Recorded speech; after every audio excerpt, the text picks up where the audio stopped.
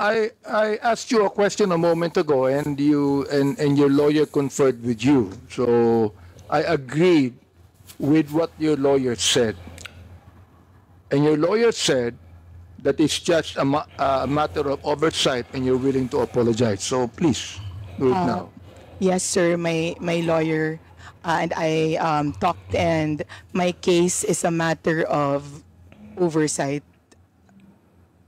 And I apologize, sir. Thank you, Mr. Chair. I'd like to manifest that it's the third time that Ms. Crisette apologized to this committee. Let me continue on. On December 28, 2024, Ms. Crisette, Yes, sir. you said in Tagalog, ang tanga ng gobyernong to, not just as leaders, but as human beings. Is that what you feel? Sir, I apologize. I do not know what happened on December 28 to make me angry. But if I wrote it that time You're apologizing. for not, no, sir, I mean, I do not know what situation on December 28. Let me and what the continue on. context. Let me Yes, sir. continue on. It says, ipapamudmud sa mga naka-braces na nagbabakasyon abroad ang AKAP money tapos uutang ng 629 billion. Yung budget ng ayuda this year na pinibigay kung kani-kanino na nag-mall tour pa yung mga tanga na 500 billion uutangin ulit kasi nag-deficit daw. Mr. Chair, Ms. Crisette, ang galing mo naman. Tanga ang gobyerno, ikaw matalino. Ano? Am I right?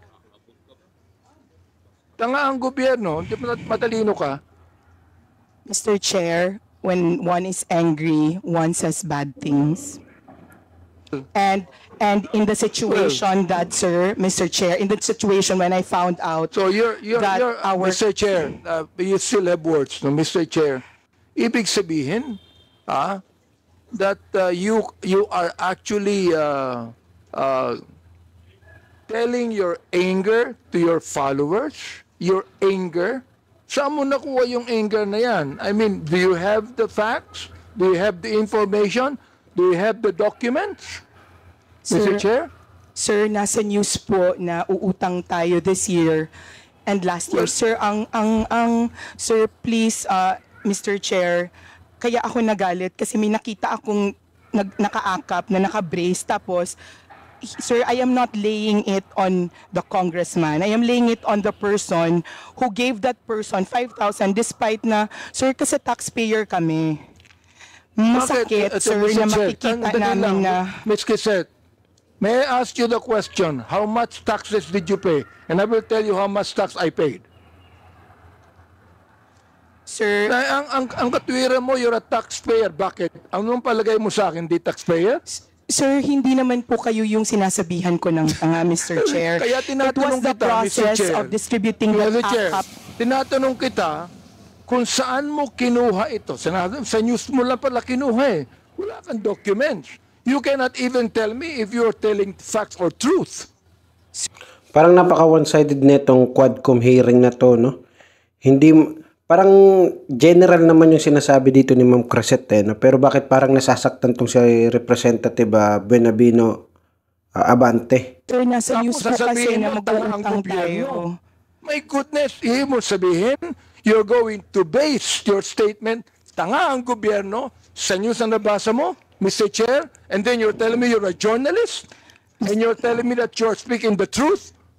Mr. Chair, respectfully po, those are my feelings. Kasi binamigay natin yung pera sa Therefore, if AKAP. that's your feeling, Mr. Chair, I demand that you apologize to this committee.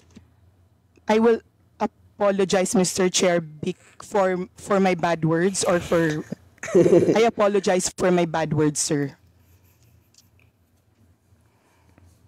I Mr. apologize for saying the word tanga in my post. Maraming salamat, Mr. Chair, for admitting that, no? Siguro naman, makikita mo naman ang gobyerno, sasabihin mo mga tanga kami, Umiyak na si Siguro, Ma'am Crisette. pinapalagay mo, alam mo sa akin, Mr. Chair, ang pinapalagay ni Ms. Crisette, ha? Yung audience niya, mga tanga eh. Yun ang pinapalagay mo. Hindi ang gobyerno. Yung audience mo, mga tanga, Pero bakit ayaw din ipatawag yung mga bias na media, no? Which is sila yung mas may malalaking followers, marami yung nanonood sa kanila, no? Bakit hindi ipatawag yan dito sa Quadcom hearing na to? kaya papaniwalaan nila ang sinasabi mo sapagkat yung audience mo mismo ang hindi nakakaintindi.